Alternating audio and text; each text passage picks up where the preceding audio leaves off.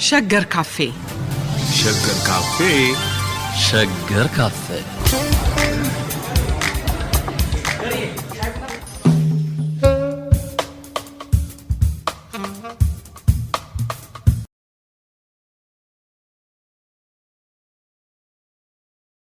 እንደ ሁሉ ጊዜው ማሩን በጣም እናመሰግናለን ስለመጣ በጣም ደስ ይለኛል። እኔም አመሰግናለሁ። እግዚአብሔር ይስጥልኝ።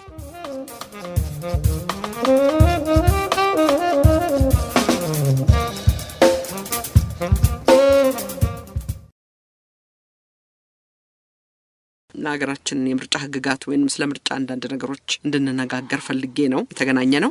የምርጫ ዓላማው የመምረጥ ስልጣን ለህዝብ በመስጠት መራጩ እንደራሱ ሆኖ ሀገር የሚያስተዳድርለትን እሱንም የሚያስተዳድረውን መምረጥ ብቻ ነው ይባላል። እንደራሴ ስንል በውስጡ መቼም ሰፊ የዲሞክራሲ ሐሳብ በያዘ መልኩ ብንረዳው ለማለት ነው። ጊዜ ጠብቆ በሚደረግ የምርጫ ዑደት በሚስጥር በተሰጠ ድምጽ ብቻ የፈቃዳችንን ማረጋገጥ ይቻላል ወይ? ካልሆነ እስከ ምርጫ ሌላ ምን አማራጭ አለ ነው። በሌላ አነጋገር ከምርጫ ሳጥን ብቻ ዲሞክራሲ መሬት ይይዛል ወይ? በዚህ ላይ ሐሳብ ስጥ።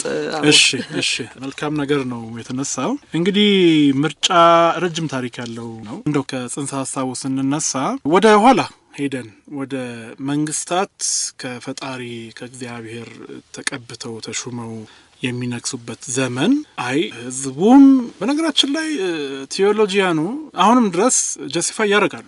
አሁንም እኮ ዞሮ ሁሉም ነገር በፈጣሪ ፈቃድ ነው የሚሆነው። እቺ ምድር የምትንቀሳቀሰው በፈጣሪ ፈቃድ ነው። ስለዚህ ይሄ ሱፐርናቹራል ቢንግ የምንለው ሱፐርናቹራል ፎርስ ወደንም ጠላንም ኢንተርቬንሽን አለ። ሁሉ ጊዜ ዲቫይን ኢንተርቬንሽን አለ። ኢቭን በህዝቡ አድሮ መንግስትን የሚሾመው የሚሽረው ፈጣሪ ነው እግዚአብሔር ነው ብለው አሁን ድረስ ቴዎሎጂያኑ ጀስቲፋይ ያደርጋሉ። ግን ያ ዳይሬክት የሆነው ቅብአት ይሄ በዚህ በአኖይንትመንት የሚነክሰው ቀርቶ ነው ወደ ህዝቡ ይሄድና ህዝቡ በፈቃዱ ተወካዮቹንም መርጦ መሪውንም መርጦ ያስቀምጥ። ምክንያቱም ይሄ ንጉስ ኦር ዋትኤቨር ይሄ ፕሬዚዳንት ይሄ ጠቅላይ ሚኒስትር ይሄ መሪ ይሄ መንግስት ህዝቡን ነው የሚመራው፣ ህዝቡን ነው የሚያስተዳድረው። ስለዚህ የህዝቡ ፍላጎት የህዝቡ ኢንቴንሽን የህዝቡ ኢንትረስት ሳይታወቅ እንዴት አድርጎ ሊመራ ይችላል? ስለዚህ ወደሱ መምጣት አለበት የሚል ነገር ከመጣ ጊዜ ጀምሮ ምርጫ የሚባለው ኮንሴፕት ከተፈጠረበት ጊዜ ጀምሮ በተለይ እናስታውሳለን የእንግሊዙ የግሬት ቻርተር የሚባለው ታላቁ ሰነድ ወይም ማግና ካርታ የምንለው 13ኛው መቶ ክፍለ ዘመን ለዚህ እንደ ብርሃን ገላጭ አይነት ነገር ነውና ከዛ በኋላ ብዙ ታሪኮች አሉ። ምርጫ ባይዘው ረጅም ታሪክ የመኖሩን ያህል ስሙዝ የሆነ አልጋ ባልጋ የሆነ መንገድ ደግሞ ያለፈ እንትን አይደለም። ብዙ ተግዳሮቶችን አልፎ እየወደቀ እየተነሳ በዘመናችን የደረሰ በጊዜ ሂደት የዳበረ ጽንሰ ሐሳብ ነው። እንደተባለው ምርጫ አጠቃላይ በዲሞክራሲ ስርዓት ውስጥ ተወካዮችን የመሰየምና እነሱን ደግሞ ተጠያቂ የማድረግ ሁለት ዋና ስልጣኖች ህዝቡ በእጁ ይዞ የሚተገብረው ነገር ነው። ዜጎች ድምጻቸውን በምክር ቤት ውስጥ በትክክል እንዳልተንጸባረቀ ካወቁ መምረጥ እንደማይችሉ ኦር መንግስት በነገራችን ላይ ህዝብ ራሱን በራሱ የማስተዳደር መብት አለው ሲባል በተወካዮቹ በኩል ነው። በነገራችን ላይ አሁን ይሄ ሪፕሬዘንታቲቭ ዲሞክራሲ ኦር ይሄ ኢንዳይሬክት ዲሞክራሲ የሚባለው ድሮ ልክ ነው። ህዝብ ሌላ ስራ አለው፣ ሌላ ኑሮ አለው። መንግስታዊ ኃላፊነቱን መንግስታዊ ጉዳዮችን የሚከታተል ሌላ አካል ያስፈልጋል። እነሱን ሾሞ ሸልሞ ተናገር በከንፈሬ ተቀመጥ በወንበሬ ብሎ ሸልሞ ይልካቸዋል። አሁን ግን ታንክስ ቱ ዚስ ቴክኖሎጂካል ኢኖቬሽንስ ህዝቡ በቤቱም ሆኖ እንትን ማለት ይችላል። መንግስታዊ እንትኖችን መቆጣጠር ይችላል። ስለዚህ ወደ ድሮ ወደ ግሪክ ሲቲ ስቴት የነበረው ዳይሬክት ዲሞክራሲ የምንመለስበት ፖሲቢሊቲ አለ። የቴክኖሎጂ ጉዳይ የሚሉ ምሁራን አሉ። እሱ ለጊዜው እናቆየውና አሁን ግን ዜጎች ከመረጡም በኋላ ድምጻቸው በትክክል ምክር ቤት ላይ እንዳልተንጸባረቀ ካወቁ አንደኛ ለዲሞክራሲ ስርዓቱ ያላቸው ድጋፍ ይቀንሳል ኦብቪየስሊ። ሁለተኛ የመራጮች ተሳትፎም ይወርዳል። ከዚህ በኋላ በመርጥም ባልመርጥም ዋጋ የለም ወደሚል አይነት አመለካከት የመውረድ ፖሲቢሊቲ አለው። ፕላስ እነዛ ተወካዮች የተባሉት አካላት የሚያወጣቸው ህጎች ቅቡልነታቸውን ያጣሉ። ስለዚህ ልክ ነው ከምርጫ ውጪ አሁን በደረስንበት የስልጣኔ ደረጃ አሁን በደረስንበት የአስተሳሰብ ደረጃ ከምርጫ ውጪ ሌላ አማራጭ የለም። ምርጫ አማራጭ የሌለው አማራጫችን ነው ማለት ይቻላል። በቀድሞ ዘመን እንደተባለው በመለኮታዊ ስልጣን በመለኮታዊ ኃይል የመሾም ኦር ኤልስ በኃይል በጠበንጃ አፍሪካ ያው በዚህ መቼ የታወቀች ናት። ሰምሃው ላቲን አሜሪካም እንደዛ ነው። ረጅም ዓመታትን በፊት አውሮፓም እንደዚህ አይነት ታሪክ አሳልፋለች እኮ። ስንትና ስንት ነገስታት ተጫርሰዋል፣ ስንትና ስንት ህዝብ አልቋል። ያ ጊዜ ሂደት አልፎ ነው አሁን ያስተሳሰብ ደረጃቸው አድጎ ወደ ምርጫ የሚባለው ኮንሴፕት የመጡትና እሱ ነው ሌላኛው አማራጭ። እሱኛው አማራጭ ደግሞ የሚፈልግ አማራጭ አይደለም ኦብቪየስሊ።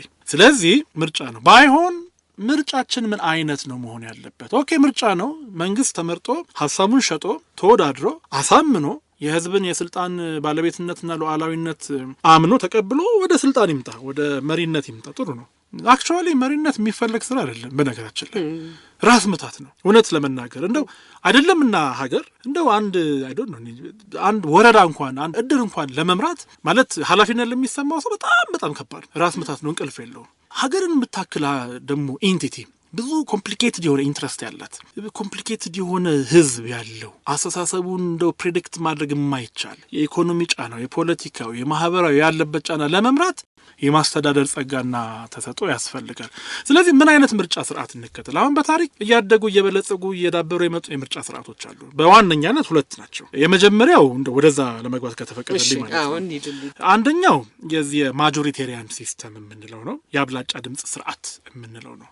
ይሄ በስሩ 3 አይነት እንትኖች አሉት። በነገራችን ላይ ምርጫ መንግስትን ስልጣን ከማስያዝ ባለፈ የዜጎችን ደግሞ መሰረታዊ መብት ነው። ይሄ በዓለም አቀፍ የሰብአዊ መብት ሰነዶችም ራሱ እውቅና ያገኘ ነው። ለምሳሌ ሁሉ አቀፍ የሰብአዊ መብት መግለጫ የምንለው ይሄ ዩኒቨርሳል ዲክላሬሽን ኦፍ ሂውማን ራይትስ የምንለው በ1948 እንደ አውሮፓ አቆጣጠር የወጣ አንቀጽ 21 ላይ ዜጎች በመንግስታዊ አስተዳደር ላይ የመሳተፍ መብት አላቸው። ይህንን መብታቸውን ደግሞ ኤክሰርሳይዝ የሚያደርጉት የሚያምኑባቸውን ሰዎች በመምረጥና ወደ ስልጣን በማምጣት ነው ብሎ በግልጽ ያስቀምጣል። በተመሳሳይ ሁኔታ ዓለም አቀፉ የሲቪልና የፖለቲካ መብቶች የቃል ኪዳን ስምምነት የምንለው ኢንተርናሽናል ኮቨናንት ኦን ሲቪል ኤንድ ፖለቲካል ራይትስ አንቀጽ 25 ላይ በተመሳሳይ መልኩ የዩዲኤችአርን ቃል በቃል ተውሶ ያስቀምጣል። ወደ አህጉራችን ስንመጣ የአፍሪካ የህዝቦችና የሰዎች መብቶች ቻርተር የምንለው በ1981 እንደ አውሮፓ አቆጣጠር የወጣ አንቀጽ 13 ላይ ይህንን የህዝቦችና የሰዎችን መሰረታዊ መብት እውቅና ይሰጣል። ስለዚህ ዜጎች መብታቸውን ነው የሚጠቀሙት። የመንግስትን ወደ ስልጣን ማምጣት ብቻ ሳይሆን የህዝብም የመብት ባለቤትነት መብታቸውን ኤክሰርሳይዝ ማድረጋቸውን ነው የሚያሳየን። ስለዚህ ይሄን መብታቸውን እንዴት ነው የሚጠቀሙት? መንግስታትስ ኦር ተመራጮችስ፣ ፓርቲዎችስ ኦር ግለሰቦች እንዴት ነው ወደ ስልጣን የሚመጡት የሚለውን ነገር ስናይ ሁለት አይነት አለ ብያለሁ። አንደኛው የአብላጫ ድምጽ ስርዓት የምንለው ማጆሪቴሪያን ሲስተም ነው። ሁለተኛው የተመጣጣኝ ውክልና ስርዓት የምንለው ፕሮፖርሽናል ሲስተም ነው። አሁን የአብላጫ ድምጽ ስርዓት ስንል 3 አይነት አለ። አንደኛው ሲንግል ሜምበር ፕሉራሊቲ ሲስተም የሚባል አለ። ይሄ ሲንግል ሜምበር ፕሉራሊቲ ሲስተም የሚባለው በካናዳ፣ አሜሪካ፣ ኒውዚላንድ፣ ዩኬ፣ ዩናይትድ ኪንግደም እና የኛዋ ሀገር ኢትዮጵያ የሚከተሉት ስርዓት ነው። ምንድነው የሚደረገው? መራጩ ለአንድ እጩ ምልክት ያደርጋል። እጩ ከአጠቃላይ ድምጽ ውስጥ ከፍተኛውን ድምጽ ካገኘ ያሸንፋል። እዚህ ጋር ጥንቃቄ ማድረግ ያለብን ከፍተኛ ድምጽ ስንል አብሶሉት ማጆሪቲ አይደለም። ፍጹም አብላጫ መሆንም የለበትም። ፈርስት ፓስ ዘ ፖስት የምንለው ማለት ነው። ለምሳሌ በአንድ ምርጫ ክልል 5 ተወዳዳሪዎች ቢኖሩና አንደኛው 41 ቢያገኝ፣ ሁለተኛው 30 ቢያገኝ፣ ሶስተኛው 28 ቢያገኝ፣ አሁን ይሄ 41 እንደው እንደ ሀገር ስናየው መንግስትን ለመመስረት 50+1 የሚለውን አያሟል። አብሶሉት ማጆሪቲ አይደለም ማለት ነው። ሪሌቲቭ ማጆሪቲ ነው። ከሌሎቹ የተሻለ ድምጽ ያገኘ ነው ፈርስት ፓስ ዘ ፖስት የምንላት ማለት ነው። አሁን እንግዲህ ፈርስት ፓስ ዘ ፖስት በአማርኛ ቀድሞ የደረሰ ያሸንፋል እንደማለት ነው። ዝም ብለን በደምሳሳው ስንተረጉሙ ማለት ነው። ይሄ አንደኛው ነው። ይሄ አንድ ሰው ነው የሚመረጠው ሲንግል ሜምበር ፕሉራሊቲ ሲስተም ስንል ማለት ነው። ሁለተኛው የብዙ አባላት አንጻራዊ አብላጫ ድምጽ ስርዓት መልቲ ሜምበር ፕሉራሊቲ ሲስተም የሚባለው። ይሄ ትንሽ ወሰብሰብ ያለው ለመረዳት ያስቸግራል። አንድ ሰው ብቻ አይደለም የሚመርጠው፣ ከአንድ በላይ የዛው ፓርቲ ሆኖ ሲቱ በእነሱ መልኩ ተዘጋጅቶ መቀመጫው ከአንድ በላይ 2-3 መምረጥ የሚያስችለው ሲስተም ካለ 2-3ቱንም ሊመርጥ ይችላል። 2-3ቱም ላይ ማርክ ሊያደርግ ይችላል። እነዛ 2-3ቱ ሊመጡ ይችላሉ ከሌሎቹ ተወዳዳሪዎቻቸው ተቃራኒ ወገኖች ከሚባሉት ፓርቲዎች እነሱ የአብላጫ ድምጽ ያገኙ ከሆኑ ወደ ስርዓቱ ወደ ሲቱ ይመጣሉ። ምንድነው? ከአንድ የምርጫ ክልል ከአንድ በላይ ተወካይ ወደ ምክር ቤት ይላካል። መራጮች ሊሞሉ ከሚገባቸው የወንበሮች ብዛት ጋር እኩል ለሆኑ እጮች ድምጽ ይሰጣሉ። ስለዚህ ከፍተኛ ድምጽ ያገኙት እጮች ይመረጣሉ። ኢንስቴድ ኦፍ 1 ከአንድ በላይ ማለት ነው። ይሄ ነው። ሌላኛው የአንድ አባል ፍጹም አብላጫ ድምጽ ስርዓት የምንለው ይሄ ደግሞ ሲንግል ሜምበር ማጆሪቴሪያን ሲስተም የሚለው አሁንም እዚሁ ማጆሪቴሪያን ሲስተም ውስጥ ነው ያለ ነው። ሲንግል ሜምበር ማጆሪቴሪያን ሲስተም ስንል ደግሞ እጩ ለማሸነፍ በምርጫ ክልል ውስጥ የነዋሪዎችን ፍጹም አብላጫ ድምጽ 50+1 ማግኘት አለበት። ለምሳሌ ቅድም እንዳልኩት 41 28 30 ምናምን ቢያገኝ ይሄ 41 50+1 አለ። ስለዚህ ምርጫው ይሰረዛል። ማንም ያሸነፈ የለም ተብሎ ስለሚገመት ማለት ነው። ይሄ አብሶሉት ማጆሪቲ የምንለው ማለት ነው። ይሄንን ለማግኘት እንትኖች አሉ። ኦልተርኔቲቭ ቮት ሲስተም የሚባል አለ፣ ዘ ቱ ባሎት ሲስተም የሚባል አለ። አሁን ቱ ባሎት ሲስተም በተለይ አንድ ጊዜ ፈረንሳይ ይሄንን ለፕሬዝዳንታዊና ለፓርላማ ተመራጮቿ ስርዓቱን ተግብረዋለች። በመጀመሪያው ዙር ፍጹም አብላጫ ያገኘ ፓርቲ ከሌለ ሁለተኛ ዙር ይደረጋል፣ ምርጫ ይደረጋል። ቱ ባሎት ሲስተም የተባለው ለዛ ነው። ያቺ 50+1 አቺቭ ለማድረግ ማለት ነው። እና ይሄ ቱ ባሎት ካልመጣ ማለት ነው። ኦልተርኔቲቭ ቮት ደግሞ ያው ማርክ ያደርጋሉ፣ በደረጃ ያወጣሉ። ፍጹም አብላጫ ድምጽ ያላገኘ ካለ ከስር ሊስት እንትን ያገኘው ይቀነስበታል። ይቀነስና ለቀሪዎቹ ከሱ በላይ ድምጽ ላገኙት እንዲሰራጭ ይደረግና ድምጻቸው ከፍ እንዲል ይደረጋል። ከዛ በኋላ ይሄ ኦልተርኔቲቭ ቮት የምንለው ነው። ይሄ አገራችን ላይ ተግባራዊ ስላልሆነ ብዙም እንትን አለ። ወደ ፕሮፖርሽናል ሲስተም ስንመጣ ይሄ ትንሽ ወሰብሰብ ያለ ፎርሙላ ቀመር ዴቨሎፕ አድርገው ነው የሚሰሩት። ፓርቲ ሊስት ሲስተም የሚባል አለ፣ የወንበር ድልድል ቀመሮች ሲት አሎኬሽን የሚባል አለ፣ ሲንግል ትራንስፈረብል ቮት የሚባል አለ። እንዲህ አይነት ቀመሮች ተዘጋጅተው ነው። ዋናው ነገር ምንድነው? አንድ ፓርቲ ወይም አንድ ግለሰብ ከሌሎች ጋር ተወዳድሮ ሲያሸንፍ ይገባል ማለት ግን ሙሉ ወንበሩን እሱ ይቆጣጠረዋል ማለት አይደለም። የፈርስት ፓስ ዘ ፖስት ችግሩ ምንድነው? ድምጾች የመባከን ፖሲቢሊቲ አለው። ለምሳሌ አሁን ባለው እንትን ብልጽግና አብላጫውን አሸንፎ 50+1 ቢያገኝ መንግስት የመመስረት ስልጣን አለ። 60+1 70+1 ቢያገኝ አብሶሉት ማጆሪቲ አይደለም። ከዛ በኋላ በአንድ ምርጫ ክልል ላይ ሌሎችን ፓርቲዎች የመረጡ አካላት ድምጻቸው 20 ይሁን 30 ይሁን በዛኛው ስለተበለጡ ብቻ የትም ባክኖ ይቀራል። ኦፍ ኮርስ ስለዚህ ባክኖ ከሚቀር why don't we reserve some sort of seats አሎኬት ለምን አናረግም የሚል መነሻ ሐሳብ ነው ፕሮፖርሽናል ሲስተም ስንል ማለት ነው። አሁን ምንድነው የሚለው ይህ ስርዓት ወንበሮችን ለፓርቲዎች የሚደለድለው ባገኙት ድምጽ መጠን ልክ ነው። ሁሉም የፕሮፖርሽናል ስርዓት በብዙ አባላት የምርጫ ክልል መልቲ ሜምበር ዲስትሪክት ላይ እንዲመሰረቱ ይደረጋል። አሁን የኛ ሀገር ፓርላማ ለአማራ ክልል ይሄን ያህል ወንበር፣ ለትግራይ ክልል ይሄን ያህል ወንበር፣ ለደቡብ እያለ ያከፋፍላል፣ ሴቶችን ያከፋፍላል እንደየክልሉ ህዝብ ብዛት ማለት ነው። ግን ፓርቲዎቹ ለምሳሌ አማራ ክልል ላይ ብልጽግና አለ፣ ትግራይ ክልልም እንደዛው፣ ሌሎችም ክልሎች እንደዛው ሁሉንም ብልጽግና ቢያሸንፍ ክሊን ስዊፕ የምንለው ማለት ነው 100% ኦር 99% ኦር 98% ሞር ዛን 90% ቢያሸንፍ ብልጽግና ባሸነፈባቸው ዲስትሪክቶች ሌሎችን አካላት የመረጡት ሰዎች ድምጻቸው ባክኖ ይቀራል ማለት ነው። ያ ከሚሆን ሲት አሎኬት እናድርግ፣ የተወሰነ ለብልጽግና እንይዛለን፣ ስቲል አሸናፊነቱ እንደተጠበቀ ሆኖ ማለት ነው። ከዚህ የተወሰነ ለኤክስ ፓርቲ፣ ለተወሰነ ለዋይ፣ ለተወሰነ ለዚህ ፓርቲ ቢያንስ በተወሰነ ደረጃ የሚባክነውን ድምጽ ዋጋ እንዲያገኝ እናደርገዋለን። እንግዲህ ይሄ ከምርጫ በኋላ የሚሆን ነው። ኤግዛክትሊ ሲስተሙም ራሱ መቀየር አለበት። ይሄንን የሚፈቅድ አይነት ሲስተም ነው። ኤግዛክትሊ ግን ከምርጫ በኋላ ነው ይሄ ውሳኔ። አሎኬሽኑ ከዛ በኋላ ሊወሰን ይችላል እንዳገኙት ድምጽ። ምክንያቱም ንጹህ መጀመሪያ መገኘት አለበት ድምጽ ካልተገኘ እንጂ ከምርጫ በፊት ቀድመ ሲስተሙን ግን መዘርጋት እንችላለን። ፕሮፖርሽናል ሲስተም አሁን የአብላጫ ድምጽ ስርዓት ጠንካራ ጎኑ የተረጋጋ መንግስት ይፈጥራል። ችግር የለውም፣ እሱ ላይ ግልጽ ነው፣ ምንም ጥያቄ የለውም። ነጠላ ፓርቲ ያለው የተረጋጋ መንግስት መመስረት ይቻላል። መዋቅሩም ቀላል ነው፣ ለህዝብም ግልጽ ነው። ድክመቱ ምንድነው? ቅድም እንዳልኩት የህዝብን የተለያየ የፖለቲካ አመለካከት በትክክል ማንጸባረቅ አይችልም። ትልልቅ ፓርቲዎችን በመጥቀም ትንንሽና አነስተኛ ድምጽ ያገኙ ፓርቲዎችን ይጎዳል። ሰፊ ክልል ባላቸው ሀገራትም ክልላዊ ክፍፍል ሊያባብስም ይችላል። ማለት የኛኛ ድምጻችን አልተከበረም፣ ተሸነፈናል፣ ዋቴቨር ወደሚል ወደ አላስፈላጊ ነው። ስለዚህ በቃ የነዛ ድምጽ ባክኖ ይቀራል ነው የማጆሪታሪያን ሲስተም እንትኑ። የተመጣጣኝ ውክልናን ስንመለከት ጥንካሬው ያው የዛኛው ተቃራኒ ነው ማለት ብለን ማሰብ እንችላለን። የምክር ቤት ወንበሮችን ከህዝብ ድምጽ ጋር በትክክል ያመጣጥናሉ። ለዛ ነው የተመጣጣኝ ውክልና ስርዓት የተባለው።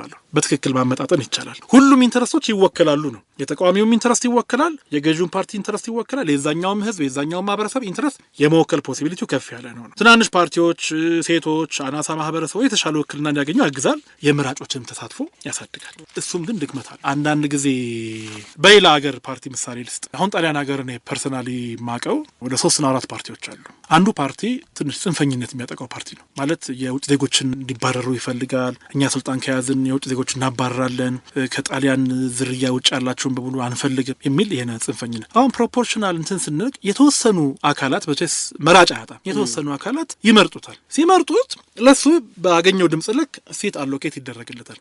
ይሄ ሲት አሎኬት የተደረገለት ጽንፈኛ ፓርቲ ወደ ስልጣን ወይ ወደ ፓርላማ መጣ ማለት ምክር ቤቱ ሰላም አያገኝም፣ ያልሆነ አቅጣጫ ሊመራው ይችላል። ስለዚህ እንዲህ አይነት ጽንፈኛ አመለካከት ያላቸውን ፓርቲዎች ወደ ምክር ቤት እንዲገቡ በር ሊከፍት ይችላል። ህጋዊነት እንዲላበሱ አክቲቪቲያቸውም እንትናቸውም ይሄ አይዲዮሎጂያቸውም ህጋዊነት ያለው ነው፣ ተቀባይነት ያለው ነው የሚል አይነት አመለካከት እንዲያሳድር ሊያደርጉ ይችላሉ። ፕላስ የኮሮጆ ወረቀቱም ውስብስብ ነው፣ የምርጫ አቆጣጠሩም ውስብስብ ነው። ሁልጊዜም ማለት ይቻላል ያው ጥምር መንግስት ይፈጠራል እዚህ አይነት ፖሲቢሊቲ ላይ። አሁን ለዚህ ጥሩ ምሳሌ የምትሆን እስራኤል ናት። እስራኤል ሁሌ ሌበር ፓርቲና ሊኩዊድ ፓርቲ ናቸው ያሉት ዋነኛዎቹ ፓርቲዎች፣ ግን አሉ ጁዊሽ ኦርቶዶክስ ፓርቲ የሚባል አለ፣ ሶሻል ዲሞክራት የሚባል አለ። ሁል ጊዜ እነሱ ሌበር ፓርቲ ያሸንፋል፣ መንግስት መመስረት ግን አይችልም። ስለዚህ ከዛኛው ከዋናው ፓርቲ ጋር አይገናኙም፣ አይስማሙም። ስለዚህ ትናንሾቹን ፓርቲዎች ይጋብዝና ፕሌስ መንግስትን መስረት ይላል። አብሮ ይሄዱና ልክ አመት 2 አመት እንደሰሩ ወተናል ሲሉ መንግስት ይፈርሳል፣ ድጋሚ ምርጫ ይደረጋልና ያ ደግሞ የሚፈልግ ነገር አይደለም። ፕሮፖርሽናል ሲስተም እንዲህ አይነት እንትን አለው። ባይ ዘ ወይ ሚክስድ ሲስተም የሚባል አለ። እችን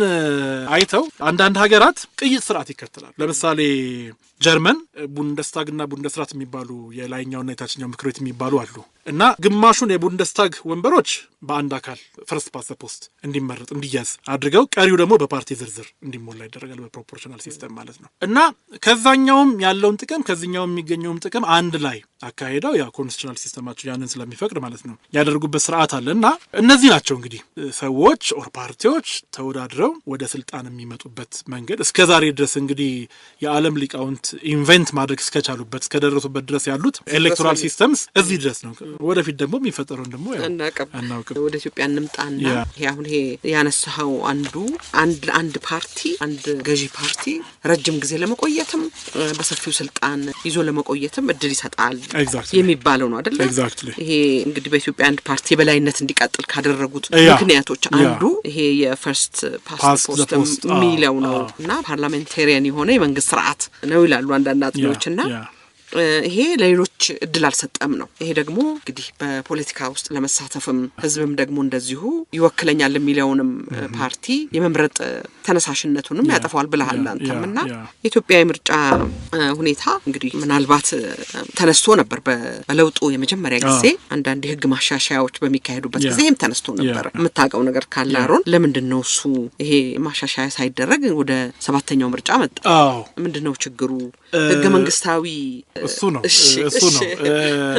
ይሄን ነገር በአዋጅ መቀየር አንችልም። አሁንም ይመስለኛል መንግስት የተቸገረበት ነገር የምርጫ አዋጁ ተሻሽሏል። ኦብቪየስሊ ብዙ የተጨመሩ አዳዲስ ነገሮች አሉ፣ የተቀነሱም ብዙ ነገሮች አሉ። የምርጫ ቦርዱም እንደ አዲስ እንዲደራጅ ተደርገዋል። ኮምፖዚሽኑም ተቀይሯል። በጣም ብዙ ሪፎርም ነው የተሰራው ምርጫ አካባቢ። የምርጫ ስርዓታችንን ግን ከፈርስት ፓስት ዘ ፖስት ወደ ፕሮፖርሽናል ሲስተም የማምጣት ጉዳይ የመንግስት ስርዓታችንም ይሄ ቅርጸ መንግስቱንም ይሄ ፎርም ኦፍ ጋቨርንመንቱንም ከፓርላሜንታሪ ወደ ፕሬዚደንሻል የማዞሩ ጉዳይ በአዋጅ ማሻሻያ የሚሰራ ነገር አይደለም። በኮንስቲቱሽናል አሜንድመንት ነው። ኮንስቲቱሽኑ አሜንድ መደረግ አለበት። ለምን የኢትዮጵያ የመንግስት ስርዓት ፓርላሜንታዊ ነው ብሎ የሚደነግገው ህገ መንግስቱ ነው። ህገ መንግስቱን አንቀጽ 45ን ስንመለከት የኢትዮጵያ ፌዴራላዊ ዲሞክራሲያዊ ሪፐብሊክ ስርዓተ መንግስት ፓርላሜንታዊ ነው ይላል። ስለዚህ ይሄ ህገ መንግስት ተሻሽሎ የኢትዮጵያ ፌዴራላዊ ዲሞክራሲያዊ ሪፐብሊክ ስርዓተ መንግስት ፕሬዚዳንታዊ ነው ብሎ መሻሻል አለበት። ግልጽ ነው። አንድ ይሄ ነው። የትኛው ይሻለናል ሊያከራክር ይችላል። ፓርላሜንታዊ ይሻለናል፣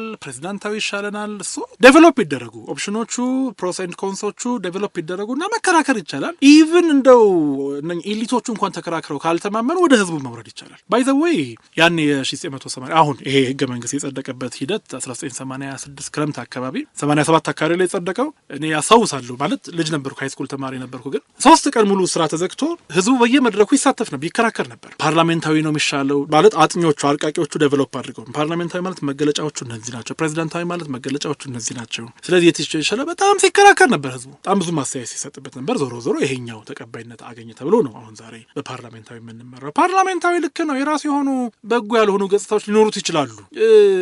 እንደውም የኛ ጥሩ ነው። የፓርላሜንቱ የበላይነት ሳይሆን የህገ መንግስት የበላይነት ነው ህገ መንግስታችን የሚያስቀምጠው።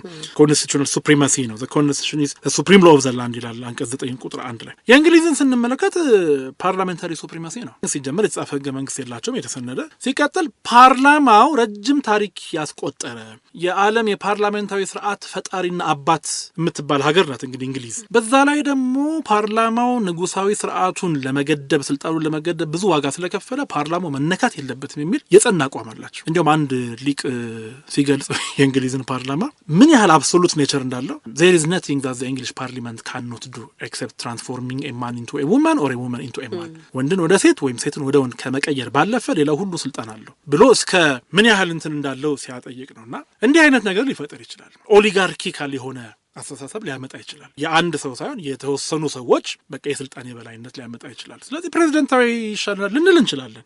ፕሬዚደንትም ደግሞ እኮ ፕሬዚደንቱ የስልጣን ባለቤት አስፈጻሚ ቺፍ ኤግዜኪቲቭ እሱ ስለሆነ ቁጥጥር ካልተደረገበት እንዴት ይሆናል የሚባሉ ነገር ደግሞ ሊነሳ ይችላል። ግድ የለም የአሜሪካውን ሲስተም አሜሪካን ሀገር ባይ ዘ ዌይ ፕሬዚደንታዊ ስርዓት አመጡና ሴፓሬሽን ኦፍ ፓወር አሉና ቼክ ኤንድ ባላንስ የምትል ነገር ደግሞ አብረው ፈጠሩ። ቼክ ኤንድ ባላንስ ባይ ዘ ዌይ እነ ሞንተስክ እነ ሩሶ አያውቁትም። እነ ሞንተስክ የሚያውቁት ጂን ዣክ ሩሶንም ሆነ ቻርልስ ሉዊ ዲ ሞንተስክ የፈረንሳዮቹ ሊቃውንት ሴፓሬሽን ኦፍ ፓወር ነው። ንጉሱ የንጉስነት ስራ መስራት አለበት፣ ህግ አውጪው የህግ አውጭነት ስራ መስራት አለበት፣ ፍርድ ቤት የፍርድ ቤት ስራ መስራት አለበት፣ መደራረስ የለባቸውም ብለው አስቀመጡ። ግን እነሱ ያላዩት ምንድን ነው? ምናልባት ህግ አውጪው ኦፕሬሲቭ የሆነ ህግ ቢያወጣስ ማን ይቆጣጠረው? ንጉሱስ ህጉን ሲያስፈጽም እንደው መብት ቢጥስስ ማን ይቆጣጠረው የሚለው ነገር አላዩትም። ከዛ በኋላ አሜሪካኖቹ ቆይ ይሄማ ከሚሆን የእንግሊዙ አይነት ችግር እንዳይመጣ ፓርላማ ሁሉም ነገር እንዳይገባ ቼክ ኤንድ ባላንስ ሲስተም እንፍጠር ብሎ አመጡ። ስለዚህ ፍርድ ቤቱ ፕሬዚደንቱን ይቆጣጠራል፣ ኮንግረሱን ይቆጣጠራል። ሰምሃው ኮንግረሱም እርስ በርስ ቼክ ይደራረጋሉ ማለት ነው። ወይም ደግሞ እርስ በርስ ባይት ይደራረጋሉ እንደ አንዳንዶቹ ሊቃውንት አገላለጽ ማለት ነው። ስለዚህ በሱ ማስኬድ እንችላለን ብለን ልከራንክር እንችላለን። ዋት ኤቨር ግን ኮንስቲቱሽናል ሪቪዥን ግን ያስፈልጓል። ህገ መንግስቱ ሳይፈቅድና ሳይሻሻል ወደዚህ ወደ አዋጅ እንትን ልንሄድ አንችልም። በተመሳሳይ መልኩ የምርጫ ስርዓታችንን ፈርስት አሁን ልክ ነው በአብዛኛው የተያዘው አቋም ፈርስት ፓስ ዘ ፖስት ነው የሚከተለው የኢትዮጵያ የምርጫ ስርዓት የሚል ነገር አለ። ግን አሁን አንቀጽ 54 ንዑስ ቁጥር 2 ስናነበው አንዳንድ ሊቃውንትም ይላሉ ትንሽ እኮ ፕሮፖርሽናል ሲስተም የምትመስልም ነገሮች እኮ ትንሽ ወተፍ አድርገውባታል ድንጋጌዋ ላይ የሚላል። ለዛ መነሻቸው አላፍታታ ነው እንጂ ነው ኤግዛክትሊ አልተጠቀምንበትም እንጂ አለ እኮ ምልክት የሆነ ነገር አለ። ብናነበው ድንጋጌውን ደስ ይለኛል። አንቀጽ 54 ንዑስ ቁጥር 1 ምን ይላል? የህዝብ ተወካዮች ምክር ቤት አባላት ሁሉ አቀፍ ነጻ፣ ቀጥተኛ፣ ትክክለኛ በሆነና ድምጽ በምስጢር በሚሰጥበት ስርዓት በየ5 ዓመቱ በህዝብ ይመረጣሉ። እነኚህ የምርጫ መርሆች ናቸው። ባይዘው ዳይሬክት፣ ፍሪ፣ ፌር ኤንድ ሴክሬት ባሎት ሲስተም እነኚህ ማንኛውም ምርጫ መርሆች ናቸው። እነዚህን ካላሟላ ያ ምርጫ ይባላል ወይም ዲሞክራሲ አይባልም። ከዛ ንዑስ ቁጥር 2 ላይ ምን ይላል? የምክር ቤት አባላት በአንድ የምርጫ ክልል ውስጥ ከሌሎች ተወዳዳሪዎች መካከል አብላጫ ድምጽ ያገኘ ተወዳዳሪ አሸናፊ ቅድም ያለው ከዚህ ከማጆሪቴሪያን ሲስተም ሆኖ ሲንግል ሜምበር ፕሉራሊቲ ሲስተም የሚከተለው ማለት ነው። ድምጽ ያገኘ ተወዳዳሪ አሸናፊ በሚሆንበት የምርጫ ስርዓት ይመረጣሉ ይላል። ከዛ ይቀጥልና የተለየ ውክልና ያስፈልጋቸዋል ተብሎ የታመነባቸው አናሳ ብሔረሰቦች አሁን አናሳ የሚባለው አስተያየም ትክክል አለም ታርመዋል። አነስተኛ ቁጥር ያላቸው ተብሎ ተሰብካክሏል። ያው ማይኖሪቲስ ማለት ነው። አናሳ ብሔረሰቦች እና ህዝቦች በምርጫ የህዝብ ተወካዮች ምክር ቤት አባል ይሆናሉ ይላል። እንዴት ነው አባል የሚሆኑት? ምናልባት ወደ ፕሮፖርሽናል ሲስተም ሀሳቡ ነበረ ነው። አሁን ድራፍቲንግ ፕሮሰሱ ላይ ክርክሮችም ነበር። ኦፍ ኮርስ የተለየ ውክልና የሚያስፈልጋቸው ካሉ አነስተኛ የብሔር ቁጥር ያላቸው ካሉ አሉ። አነስተኛ የብሔር ቁጥር ያላቸው የሚባሉ አሉ። በቋንቋም በሃይማኖትም በብሔርም ለምሳሌ ትግራይ ክልል ኢሮብን ማንሳት እንችላለን፣ ኩናማን ማንሳት እንችላለን። ሌሎች አሉ። እነሱ እንዴት አንደኛው ጋር ማጆሪቲ ሆኑ ሌላው ጋር ኤግዛክትሊ። ምክንያቱም ምንድነው when majority prevails well some rights of the minorities might be oppressed። ስለዚህ ዲሞክራሲ ሲባል ያው ማጆሪቲ ሩል ነው። ብዙሃን ይመውኡ ነው አይደል? ብዙዎች ያስተዳድራሉ ነው እንዴ አነስተኛ ድምጽ ያላቸው። ስለዚህ ፒውር ዲሞክራሲ ስለማያስኬድ ኮንስቲቱሽናል ዲሞክራሲ ማጆሪቲ ሩል በት ማይኖሪቲ ራይትስ ፕሮቴክሽን አብረን ማስኬድ አለብን የምትለው ለዚች መፍትሄ ሲሰጡ ድንጋጌዋ ግልጽ አይደለችም። ባይ ዘ ዌይ ህግ አውጪ አንዳንድ ነገሮች ላይ ሆን ብሎ ግልጽ አያደርግም። በቃ ለትርጉም ይተዋል። ኢንቴንሽናል ነው። ባይ ዘ ዌይ ለትርጉም ደግሞ ይተዋል። በተለይ ህገ መንግስት ሲሆን የተለመደ ነው። በሩን ከፍቶ መተው ነው። ኦፍ ኮርስ እኛ ሀገር የህገ መንግስት ትርጉም ስርዓት በደንብ እንደው በሚፈለገው መልኩ ስላልዳበረ እንጂ የአሜሪካ ህገ መንግስት እኮ ከኦሪጂናል ቴክስቱ ይልቅ በጠቅላይ ፍርድ ቤት በህገ መንግስት ትርጉም የዳበሩት እኮ ናቸው የሚበዙት እኮ። ስለዚህ እችን ግልጽ አድርጎ የተለየ ውክልና ያስፈልጋቸዋል ተብሎ የታመነባቸው አናሳ ብሔረሰቦችና ህዝቦች በምርጫ የህዝብ ተወካዮች ምክር ቤት አባል ይሆናሉ ይላል። እንዴ ካልተመረጡስ ኦር ከተበለጡስ ከተሸነፉስ ሲት አሎኬት ይደረግላቸዋል ማለት ነው? ግልጽ አይመልስም። ምን ይላል? ዝርዝሩ በህግ ይወሰናል ይላል። አዋጆች ማለት ነው። አሁን አዋጆቹን በዚሁ መልክ ነው በደምሳሳው ያስቀመጡት እንጂ በግልጽ አላስቀመጡ። ስለዚህ እንደዚህ የምንቸገር ከሆነ ህገ መንግስቱ ይሻሻል። ከመሻሻሉ በፊት ጥናት ይደረጋል። አክቹአሊ ዝም ብሎ የሚሻሻል ነገር አይደለም። አሁን ኢትዮጵያ የብዙ ብሔር ብሔረሰቦችና ህዝቦች ሀገር ናት። ከ80ም ከ90ም በላይ ብሔር ብሔረሰቦች አሉ። ስለዚህ ሲት አሎኬት ስናደርግ ጥንቃቄ ማድረግ አለብን። ምን መስፈርት አስቀምጠን ነው አሉ ቅድም ያነሷቸውን ቀመሮቹም ሁሉ አሉ። ቀመሮች ዴቨሎፕ ተደርገው በፌዴሬሽንም ኢቭን ዓለም አቀፍ አጥኚዎችም ተጠርተው አጥንተው በዛ መልኩ ሪቫይዝ ይደረግ። ትክክል ነው። ፈርስት ፓስ ዘ ፖስት የራሱ የሆኑ ዲስአድቫንቴጀስ ፓርቶች አሉት። ድምጽ እንዲባክን ያደርጋል። ስለዚህ ድምጽ እንዳይባክን እንዴት እናደርግ? ኮሊሽን ገቨርንመንት ወደ ኢትዮጵያ ማምጣት የሚመከር አይደለም። እስራኤል ኢኮኖሚዋም ምኗም ፖለቲካዋም ሚሊተሪዋም እንደው ትንሽ ማይቲ ስለሆነች ነው እንጂ በየጊዜው ምርጫ ማድረጓ ያልነቀነቀት በእኛ በደሃ ሀገር ድጋሚ ምርጫ መንግስት ፈረሰ እንደገና ኑ ምረጡ ኮሊሽን ጋቨርንመንት ያዋጣ ይሄ ሳይታለም የተፈታ ነው። ስለዚህ ኮሊሽን ጋቨርንመንት አይመከርም። ግን ፕሮፖርሽናል ሲስተም የምናመጣ ከሆነ ኮሊሽን ጋቨርንመንት የማምጣት ፖሲቢሊቲ ስላለው እሱ ላይ ጥንቃቄ መደረግ አለበት እና በዚህ መልኩ ህገ መንግስቱ ተሻሽሎ የመንግስት ስርዓታችን በነገራችን ላይ እኔ ፐርሰናሊ የኔ ቪው ሊሆን ይችላል። አሁን አሜሪካን ሀገር ዲሞክራሲ አለ ይባላል። ግን መልቲ ፓርቲ ሲስተም የላቸው መልቲ ፓርቲ ሲስተም በራሱ ዲሞክራሲ የሚያመጣ ሆኖ አይደለም፣ ግን አማራጭ ያሰፋል። ቢያንስ አሁን የእነሱ ጉዳይ ወይ ዲሞክራት ነው ወይ ሪፐብሊካን ነው። አንድ 8 ዓመት በተከታታይ ሪፐብሊካኖች ከገዙ ወይስ አሁን ደግሞ ዲሞክራት ይሻለናል እስቲ ሌላ የተለየ ነገር የሚመጣ ሆነ አይደለም። የሪፐብሊካኖች አቋም ይታወቃል፣ የዲሞክራቶች አቋም ይታወቃል። እና ትንሽ አውሮፓዎቹ ይሻላሉ መሰለኝ። እነ ጀርመን 4-5 ፓርቲዎች አሉ፣ ሶሻል ዲሞክራት፣ ክርስቲያን ዲሞክራት እየተባሉ። የአሜሪካ በቃ 2 ነው፣ አንድ ወይ ነጭ ነው ወይ ጥቁር ነው። እንግሊዝም እንደዛው ሌበር ነው ኮንሰርቫቲቭ ነው። ሌሎቹ አሉ ግን ትንንሽ እንትን ናቸው፣ ዝም ብሎ ጠብ ነው የሚሉት። እና የእነሱን ዲሞክራሲያዊ የሚያሰኘው ምን ነው? ቢያንስ ምርጫው ላይ ፕሬዠር የለም፣ ማስፈራራት የለም፣ መጫን የለም፣ ፍርድ ቤት ይከበራል፣ ፍርድ ቤት የሚሰጠው ትእዛዝ ይከበራል። ዋቴቨር ይሄ ዲሞክራሲ ያሰኘዋል። ግን መልታይ ፓርቲ የሰፋ ምርጫ ብዙም የለም። ወደ እኛ ሀገር ስንመጣ ደግሞ እንደው ያን ያክል መንግስትን ቻሌንጅ እንደ 97ቱ ያ ለእኔ ጎልደን ኦፖርቹኒቲ ነው ወይም ደግሞ ሚስድ ኦፖርቹኒቲ ነው። ብዙ ልንጠቀምበት የምንችለው ግን ያመለጠን እንትን ነው። ልክ እንደዛ የመንግስትን ፖሊሲ ሰብስታንቲቭሊ ቻሌንጅ የሚያደርግ እና ደግሞ እሱ አማራጭ ፖሊሲ አምጥቶ ማሳመን የሚችል እንደዛ ነው እንጂ አሁን በእኛ ልክ ባለው አይደለም። እና የዲሞክራሲ ተቋማትን መጠንከር መቻል አለባቸው። አሁን ፍርድ ቤቶች ደህና እየሆኑ ነው። ጥርሳቸውን መንከስም በቦጨቅም እየቻለ ነው። የሚሰጡን ትእዛዝ ጥሩ ነው፣ በአንጻራዊነት የተሻለ ነው ብዬ ነው ላስቀምጥ የምችለው እና ይሄን ነው ልል የምችለው እንግዲህ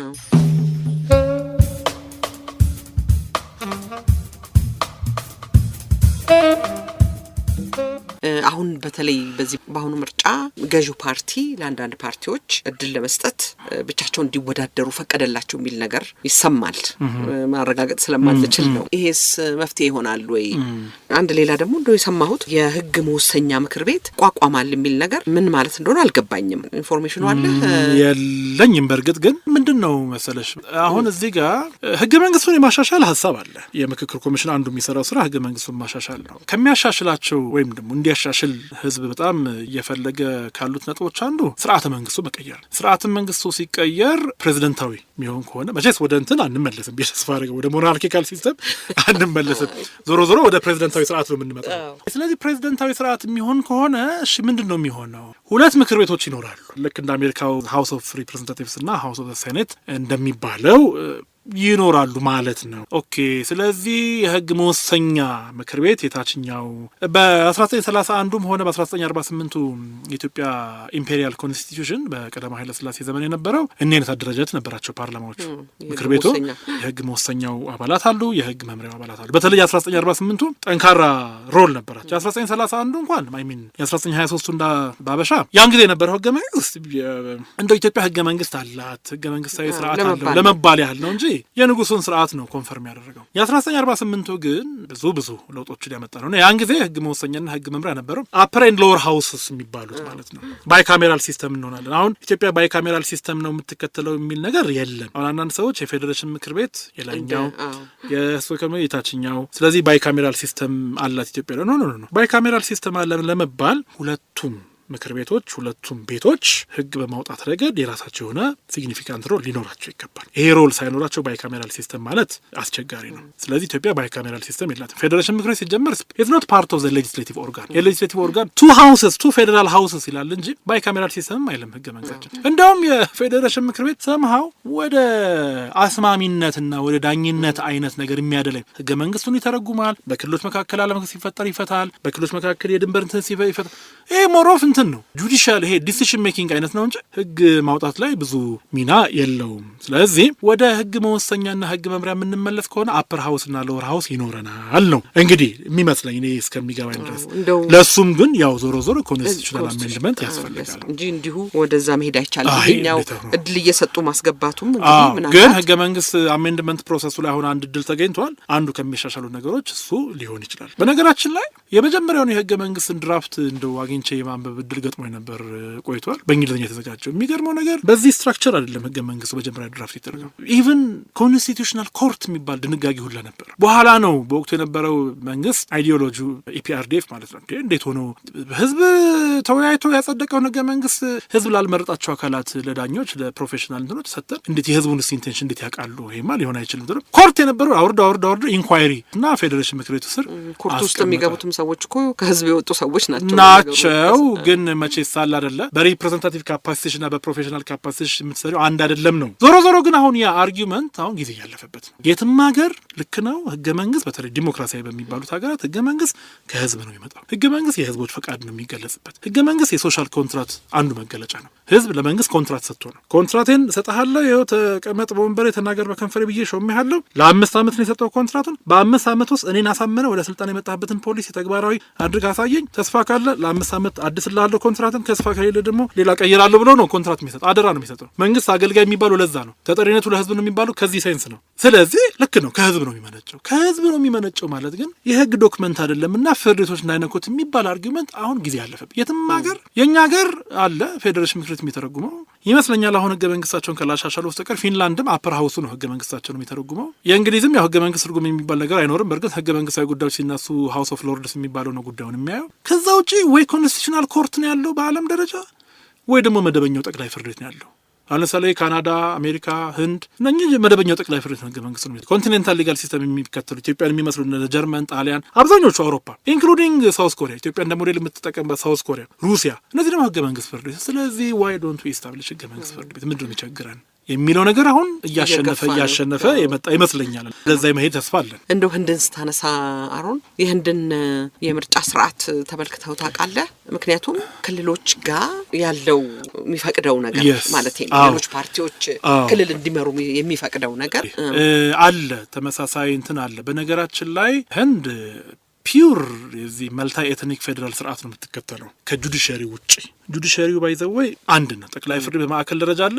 የክልል ፍርድ ቤት የሚባል ነገር የለም። ቀጥታ ወደ ጠቅላይ ፍርድ ቤት ወደ ማዕከሉ ነው። ከዛ ውጭ ግን ክልሎች በጣም ሲግኒፊካንት የሆነ ጠንካራ የሆነ ፓወር ነው ያላቸው። በነገራችን ላይ ህንድ ብቻ አይደለችም። የካናዳንም ለማየት እየሞከርኩ ነበርና ምንድነው በካናዳ ያለው የምርጫ ስርዓት ክልላዊ ምርጫዎችን ስለሚያበረታታ ፓርቲዎች ከሀገራዊ ጉዳዮች ይልቅ ለክልላዊ ጉዳዮች ትኩረት እንዲሰጡ ያደርጋል። ካናዳም ያው ፌዴራላዊ ስርዓት ሆኖ በተለይ ይሄ ድሮ እንግሊዝ ቅኝ ትገዛቸው የነበሩት ኮመንዌልዝ የሚባሉ ሀገራት አለው አይደለም። እንግሊዝ ያው አንድ ሰው መቼስ በጣም ተንኮለኛ ብልጣበልጥ ከሆነ እገሌ እንግሊዝ ነው ይባላል አይደል? በየቦታው በቃ ኦልሞስት ታይም ቦምብ ማለት ይቻላል ቀብራ የሄደችው። አሁን የህንዱ ፍራጃይል የሆነ ሲስተም ነው ያለው። እንደተባለው ኢቭን አንድ ስቴት ውስጥ ያሉ የካቢኔ አባላት ሚኒስተርስ ነው ይባሉት። ልክ እንደ ፌዴራሉ ማለት ነው። እንደ ፌዴራሉ የካቢኔ አባላት ሚኒስተርስ ነው ይባሉት። በጣም ጠንካራ ፓወር ነው ያላቸው። ኢቭን ሰሲድ ማድረግ የሚያስችላቸው አይነት ቴንደንሲ ነው ያለው እና ፍራጃይል ነው የህንድ ፌዴራል ስርዓት። መልታ ኤትኒክ ሲሆን ባይዘው ፍራጃይል ነው። በታሪክ በምናውቀው ለምሳሌ ዩጎዝላቪያን ብናይ መልታ ኤትኒክ ፌዴራል ሲስተም ነው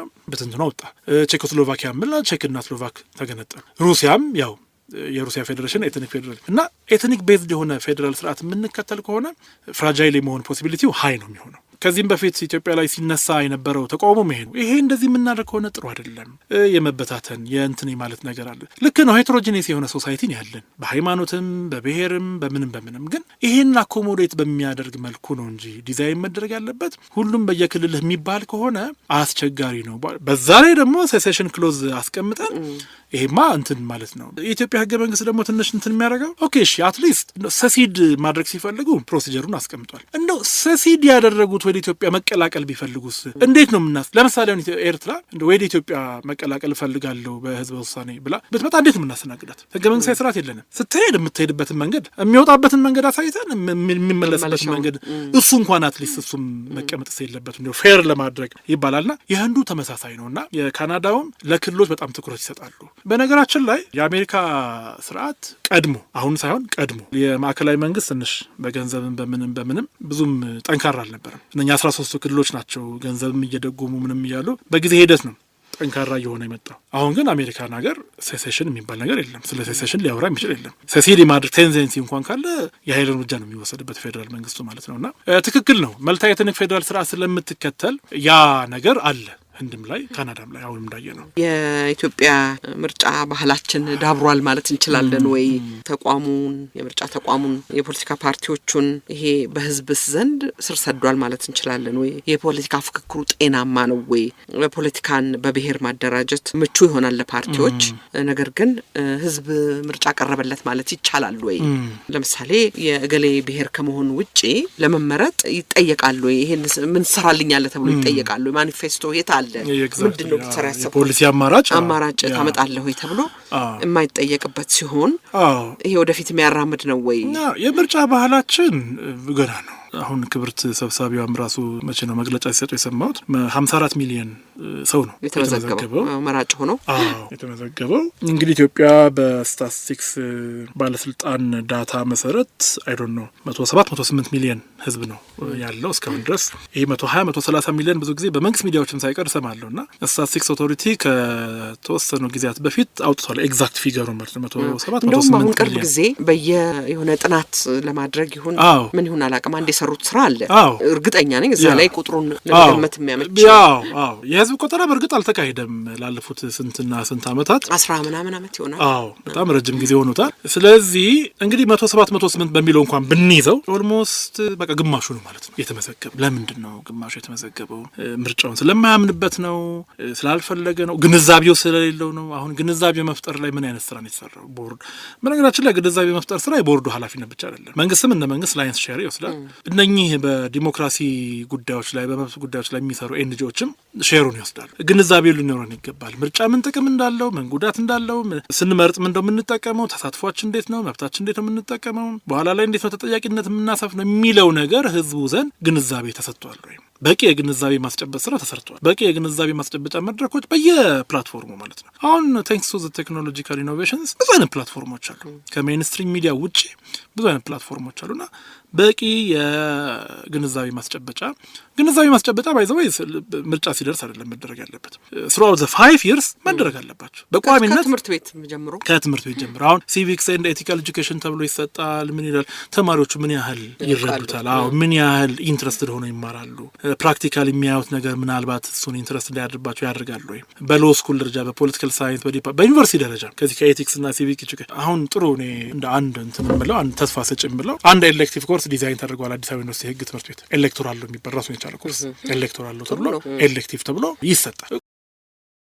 ቆንጆ ነው። ግንዛቤውን ማስጨበጥ ግንዛቤ መፍጠር ነገር የራሱ የሆነ ትንሽም ትሆን ሚና አለውና ዋናው ነገር ግንዛቤ ነው። አዌርነስ ከሌለ የትኛውንም ያህል ቅስቀሳ ቢያደርግ መንግስት የትኛውንም ያህል ወይም ገዢው ፓርቲ የትኛውን ወርቅ የሆነ ፖሊሲ ቢኖረው ህዝቡ ግንዛቤ ከሌለው እንዴ እኛ ሀገር አልለመድንም። የኔ አያት ትዝ ይለኛል። አይ ምንድነው ምርጫ በቃ የነገሰ ንጉሳችን ነው የወጣ ፀሐያችን ናት ብለን ነው የምንቀበለው ብለው ነበር የሚያስቡት። ኦፍኮርስ እንዲህ አይነት አስተሳሰብ ይዞ የመጣን ማህበረሰብ ምርጫ አማራጭ ይሄ መንግስት እንደዚህ መተቸት እንዴት ነው የምናስብ? ኦፍኮርስ ጊዜ ይወስዳል። የተወሰደ አሁን ያለፈው ጊዜ ደግሞ 20-30 ዓመት ደግሞ ኦፍኮርስ በቂ ጊዜ ነበር። ግን በዛ ጊዜ ውስጥስ ምን ያህል ስራ ተሰርቷል? በቂ ነው የተሰራው ስራ የሚለው ነገር ያጠያይቃል። ያንን ፐርፌክትሊ መመለስ ከቻልን ኦፍኮርስ የምርጫ ባህላችን ዳብሯል ማለት እንችላለን። ፕላስ ህዝቡ መንግስትንም ተቃዋሚንም ሊመርጥ ይችላል። እንደው ምን ያህል የበሰለ አማራጭ ቀርቦለታል። ልክ እንደ 97ቱ ዘመን ማለት ነው። በ97ቱ ጊዜ ህዝቡ በነቂስ ወጥቶ ነው እንትን ያለው። ለምን? መንግስትን የሚገዳደር መንግስትን ቻሌንጅ የሚያደርግ ፖሊሲ አማራጭ ስለቀረበ።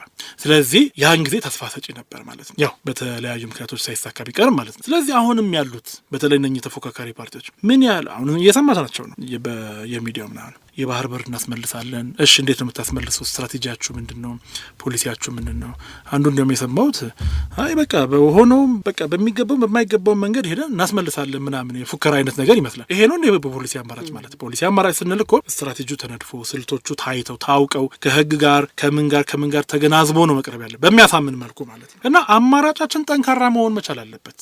የምናቀርበው የፖሊሲ አማራጭ ጠንካራ መሆን መቻል አሳማኝ የህዝቡን የእያንዳንዱን የዕለት ተዕለት ኑሮውን የሚነካ መሆን አለ። የኢኮኖሚ ፖሊሲያቸው ምንድን ነው? የኢኮኖሚ ፖሊሲ አልሰማም እስካሁን ድረስ። ስለ ኮንስቲቱሽናል አሜንድመንት እንኳን ያነሳ የለም። ኮንስቲቱሽናል አሜንድ መደረግ አለበት፣ ይሄን እናስተካክላለን ስለማይጠቅም በጥናት አስደግፎ።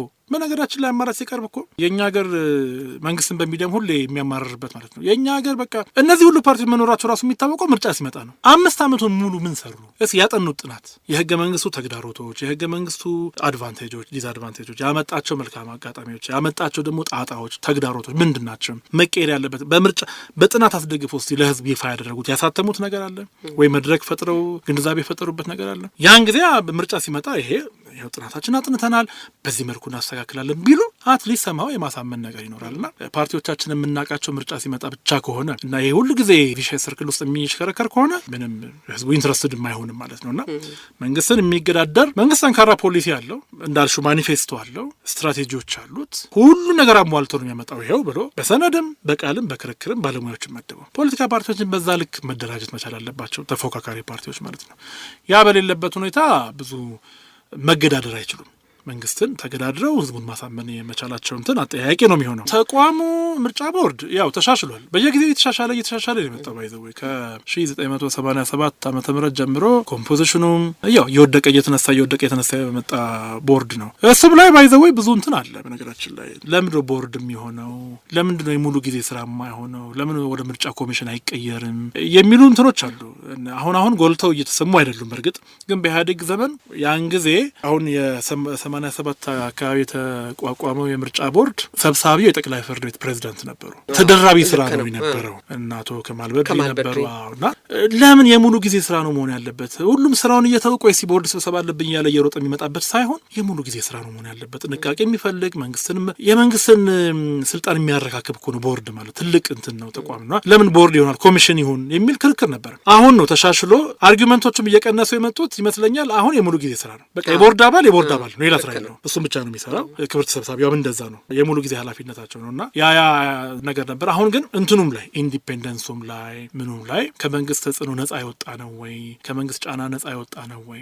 እንግዲህ የህግ ማቀፎቹ ኢቭን ህገ መንግስታዊ ድንጋጌውም ያንን ያረጋግጣል እንግዲህ የራሳቸው ናቸው የቦርድ አባላት እንግዲህ አይኛ ከመንግስት ነፃ አይደለንም ካሉ እንግዲህ ራሳቸው ይመሰክራሉ አይነን መንግስት ምንም ጣልቃ አይገባብንም ስራችንን ነው የምንሰራውም ካሉ ራሳቸው እንትን የሚሉት ነገር ነው የህግ ማቀፎቹና ህገ መንግስቱ ግን የቦርድ አባላት የሚሾሙበት መንገድ ነው እንግዲህ አሁንም አንዳንድ ጥያቄዎች እንግዲህ እሱም ላይ እንግዲህ ህገ መንግስታዊ ሪቪዥን ያስፈልጋል ማለት እንግዲህ የቦርድ አባላትን በምርጫ ማምጣት ይቻላል ችግር በቀጥታ ህዝብ መርጧቸው በነገራችን ላይ አሜሪካ ነገር አንዳንድ ስቴቶች የተወሰኑ ስቴቶች ዳኞች ራሱ የክልል የስቴት ዳኞች በምርጫ የሚመጡበት አይነት አካሄድ አለ መስፈርቶች ይኖራሉ በርግጥ ዝም ብሎ ማንንም ተመርጦ የሚመጣበት አይደለም የህግ ዲግሪ እንደዚህ ልምድ ያለው ግን ተመርጦ ነው የሚመጣው በቃ ለማንም አይወግንም ለህጉና ለህዝብ ነው የሚወግነው የምርጫ ቦርድ አባላትንም እንደዛ ማምጣት ይቻላል በቃ የምርጫ ቦርድ አባላት ማስመረጫ ህግ ምናምን ብለን አዋጅ ብለን አውጥተን መስፈርቱን አስቀምጠን በዚህ መልኩ ምረጡ ስለዚህ ማንም አነሳም አይሾምም ነው የኛ ህገ መንግስት ግን አሁን ለምሳሌ ምርጫ ቦርድን ደረጃጀት ብንመለከት አንቀጽ 102 ላይ በፌዴራልና በክልል የምርጫ ክልሎች ነጻና ትክክለኛ ምርጫ በገለልተኝነት እንዲያካሄድ ከማንኛውም ተጽዕኖ ነጻ የሆነ ብሔራዊ ምርጫ ቦርድ ይቋቋማል ይላል ከዛ የቦርዱ አባላት በጠቅላይ ሚኒስትሩ አቅራቢነት በህዝብ ተወካዮች ምክር ቤት ይሾማሉ ሶ ዋይ ኖት በቃ በጠቅላይ ሚኒስትሩ አቅራቢነት ከምንለው በህዝብ በቀጥታ ተመርጠው ይምጡ ብሎ ማሻሻልም ይቻላል ይሄ አንዱ ኢንዲፔንደንሳቸውን ማረጋገጫ መንገድ አድርገን ልንወስደው እንችላለን ስለዚህ በዛ መልኩ ነው ግን እሱም ቢሆን ህገ መንግስታዊ ድንጋጌ ሪቫይዝ መደረግ አለበት አሜን መደረግ አለበት ኦፍ ኮርስ ሌላው አሩን በጣም ጉድለት የሚመስለው የዚህ የአካባቢ ምርጫ ነው የዛሬ 13 ዓመት ይመስለኛል የተካሄደው የአካባቢ ምርጫ ስንል እንግዲህ በደርግ ጊዜ የተቋቋሙ ቀበሌዎች በህዝብ ምርጫ ምን ሰሩ የሚለው ላይ ባንሄድም የሚመረጡት በህዝብ ነበረ ከዛ በኋላ አሁን ያ የታችኛው መዋቅር የሚባለው ላይ የአካባቢ አስተዳደሮች ምርጫ አይካሄድም ይሄ ደግሞ ጉድለት ነው ይመስለኛል ምክንያቱም አቶ ዘመላክ በቅርቡ ባቀረቡት ጥናት ላይ ምን ይላሉ ይሄ ነገር ህግም አልተቀመጠለትም የአሰራር ደንብም አልተቀመጠለትም ይላሉ እዚህ ላይ አንዳንድ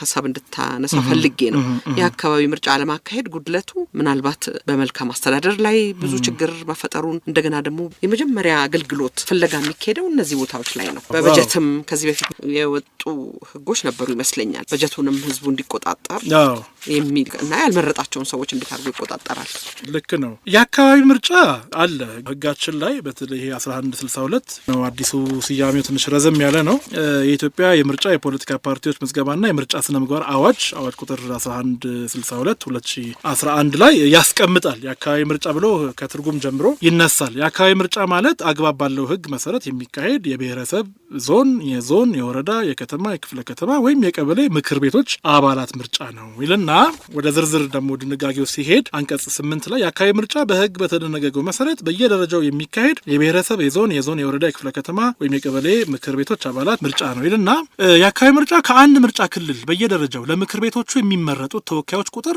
እያንዳንዱ ክልል በሚያወጣው ህግ ይወሰናል ይላል። አሁን ይሄንን በተመለከተ ክልሎች ህግ የማውጣት ስልጣን አላቸው ወይስ የላቸው ወደሚለው ልንመጣ ነው። አሁን የአካባቢ ምርጫ ከአንድ ምርጫ ክልል በየደረጃው ለምክር ቤቶቹ የሚመረጡት ተወካዮች ቁጥር እያንዳንዱ ክልል የሚያወጣው ህግ ይወሰናል። በዚህ አንቀጽ ነው አንቀጽ 2 የተጠቀሰው እንደተጠበቀው ነው። የህዝብ ተወካዮች ምክር ቤት በኢፌዴሪ ህገ መንግስት አንቀጽ 55 ንዑስ ቁጥር 2 መና አንቀጽ 51 ንዑስ ቁጥር 15 መሰረት የአካባቢ ምርጫዎችን በተመለከተ ሁሉም ሊያደርጋቸው የሚገቡ መለኪያዎችን የሚያስቀምጥ ህግ ደግሞ ሊያወጣ ይችላል ይላል። ስታንዳርድ ማለት ነው። ከዛ የአካባቢ ምርጫን የሚመለከቱ የክልል ህጎች በህገ መንግስቱና በዚህ አዋጅ ከተቀመጡ ምርጫን የተመለከቱ ድንጋጌዎች የተጣጣሙ መሆን ይኖርባቸዋል ይላል። ከዚህ በዚህ አዋጅ ለጠቅላላ አዋጅ የተደነገገው እንደ አግባብነቱ በአካባቢ ምርጫ ላይ የሚፈጸም ሆኖ ቦርዱ በየደረጃው የምርጫ ክልሎች ወይም ጣቢያዎች አደረጃጀት፣ የምርጫ አስፈጻሚዎችና ታዛቢዎች አመዳደብ፣ የመራጭና የእጩዎችን ምዝገባ ቦታና ሂደት፣ የግል እጩ ተወዳዳሪ የድጋፍ ፊርማ ብዛት እና ሌሎች ጉዳዮችን ይህን አዋጅ መሰረት በማድረግ በሚያወጣው መመሪያ ይወሰናል ይላል። አሁን አጥኚ ያልሻቸው አጥኚ ያስቀመጡት ነገር ክልሎች ናቸው የሚወስኑት ማለት ነው ወደሚለው ነው የሚመራል። አሁን ክልሎች የአካባቢ ምርጫን አሁን እነኚህ የሎካል ጋቨርንመንት ስትራክቸርስ የሚባሉት ግራስ ሩት ሌቭል ላይ ያሉት ማለት ነው። ወረዳ፣ ክፍለ ከተማ፣ በክልሎች ደግሞ ብሔረሰብ ዞን ምናምን የሚባሉ አደረጃጀቶች አሉ። ስለዚህ የነዛም አባላት ምርጫ መደረግ አለበት ነው። አሁን የፓርላማ ተወካዮችን መረጥን፣ እሺ ጥሩ ችግር የለውም። የክልል ተወካዮችን መረጥን፣ ጥሩ እሺ። እነሱ ህግ ያወጣሉ፣ አዋጅ ያወጣሉ፣ ፖሊሲ ያወጣሉ፣ ዋቴቨር እኛ ከእነሱ ጋር ቀጥታ እንገናኝም። ኦብቪየስሊ ከፓርላማ አባላት ግን ቀጥታ እንገናኝም። ከክልል ምክር ቤት አባላትም ጋር የምንገናኘው ከክፍለ ከተማ ጋር ነው። የምንገናኘው ከወረዳ ጋር ነው። የምንገናኘው ክልሎች ከዞን ጋር ነው። ስለዚህ እነዛ የሚያወጡት አዋጅ፣ እነዛ የሚያወጡት ህግ አስፈጻሚዎቹ እነ ዞን ናቸው፣ እነ ወረዳ ናቸው፣ እነ ክፍለ ከተማ ናቸው። እነዚህ ደግሞ የተቀጠሩ ተሿሚዎች ናቸው። በገዢው ፓርቲ የሚሾሙ ናቸው ተሿሚዎች በአብላጫ አብላጫ ድምጽ አግኝተው በተሾሙ እነሱንም መምረጥ አይገባንም ነበር። እንደምታስታውሹ የቀበሌ ምርጫ፣ የወረዳ ምርጫ ነበር፣ የክፍለ ከተማ ምርጫ ነበር። ምክር ቤቶችም ነበሯቸው። ምክር ቤቶችም ነበሯቸው። እንደውም እኮ ምክር ቤቶቹ የሚመደበውን በጀት እንዲቆጣጠሩ ኤግዛክትሊ ነበር። በኤግዛክትሊ ስሩ ዞስ ምክር ቤት አባላት ህዝቡ ይቆጣጠራል። ያለው ደሞዝም አልነበራቸውም። በጣም በሚገርም ደሞዝም አልነበራቸውም። ፐብሊክ ሰርቪስ ነው የሚሰጡት። እንደተባለው ከተወሰነ ጊዜ በኋላ ቀርቷል። ይሄ እኔም ራሴ በሚገርም ሁኔታ ኖቲስ አላረኩት ነበር፣ ቀርቷል። ግን ክልሎች አሁን በዚህ አዋጅ መሰረት እኔ እንግዲህ አሁን ምርጫ ክልሎች ለምን አይጠየቁም ነው? ለምንድን ነው አንደኛ ክልሎች ለምን አይጠየቁም? ሲጀመር ለክልሎች ይሄ ስልጣን መሰጠት ነበረበት ወይ ነው? አሁን እዚህ ጋር ምንድነው እንደውም እንግሊዝኛው ምንድነው the number of representatives elected for councils at various levels in a constituency for a local election shall be determined by regional laws. ስለዚህ ክልሎች ምርጫን በተመለከተ ህግ ያወጣሉ ማለት ነው። ይሄ ስህተት ነው። ምክንያቱም ምርጫን በተመለከተ የፖለቲካ ፓርቲዎችን በተመለከተ ህግ የማውጣት ብቸኛ ስልጣን ያለው ፓርላማው ነው፣ የፌዴራሉ መንግስት ነው። ይሄንን ለማስማማት ይመስለኛል ከዛ ምን ይላል? የአካባቢ ምርጫን የሚመለከቱ የክልል ህጎች በህገ መንግስቱና በዚህ አዋጅ ከተቀመጡ ምርጫዎች የተመለከቱ መሆን ይኖርባቸው ነው። ይሄ ማባባያ አያስፈልግም። በቃ የክልል የሎካል ካውንስልስ ምርጫን በተመለከተ ህግ መውጣት ካለበት ፓርላማው ነው ህግ መውጣት ያለበት እንጂ እቺ ድንጋጌ ራሱ ከህገ መንግስቱ ጋር የመጣ ሬስፖንሲቢሊቲ አላት እና ክልሎች ህግ አያወጡም። ለምን? ለመሾምም ለምንም እንዲመች ህግ ከወጣ በዛ ህግ መሰረት ሊመረጡ ነው። ከተመረጡ ደግሞ ተሿሚዎች መሆናቸው ሊቀረው ተመራጮች ሊሆኑና ያ ነገር መስተካከል አለበት። እቺ ድንጋጌ ትመስለኛለች ምን ክፍተቱን የፈጠረችው ብዬ የማስበውና እስከ ተወሰነ ጊዜ ድረስ ይደረግ ነበር። አሁን ቀርቷል። ትክክል ነው። ግን የመጨረሻው ህዝብ ጋር ኤግዛክትሊ ግራስ ሩት ሌቭል ላይ ያለውን ሰርቪስ የሚሰጡት ኢቭን መንግስት ራሱ ለራሱ ሌጂስሌሽን ሲል እነኛን አካላት መቆጣጠር መቻል አለበት። አሁን እንደተባለው ተሿሚዎች ናቸው። የወረዳ ስራ አስፈጻሚም የክፍለ ከተማም የዞንም አመራሮች ከማዕከል ማለት ከፓርቲው ካሸነፈው ፓርቲ ተሾሞ የሚመጡ ናቸው እንጂ ተመርጠው የሚመጡ አይደሉም። ተመርጠው የሚመጡ ቢሆኑ ኖሮ አትሊስት የህዝቡ ወገንተኝነት የሚለው ነገር ይመጣ ነበር። የፓርቲውንም ፖሊሲ ሲያስፈጽመው ከህዝቡ ወገንተኝነት ወር ከህዝቡ ኢንተረስት ጋር እያመጋገቡ ነበር የሚፈጽሙት። ያ ባለመሆኑ ግን ትንሽ ክፍተት ሊፈጠር ስለሚችል መንግስት ይህንን ሊያስብበት ይገባል። ህዝብም ደግሞ እነዚህን ሰዎች የመጠየቅም ተጠያቂነትም አልመረጣቸውም። ያልመረጣቸውም ምን ብሎ ሊጠይቅ ይችላል? ሌጂስሌሽኑም አይኖርም። ተጠሪነታቸው እነሱ ለሾማቸው አካል እንደመሆኑ መጠን ማለት ነው። በጣም አመሰግናለሁ ስለተገናኘን።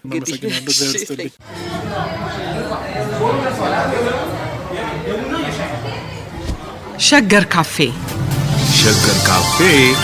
ሸገር ካፌ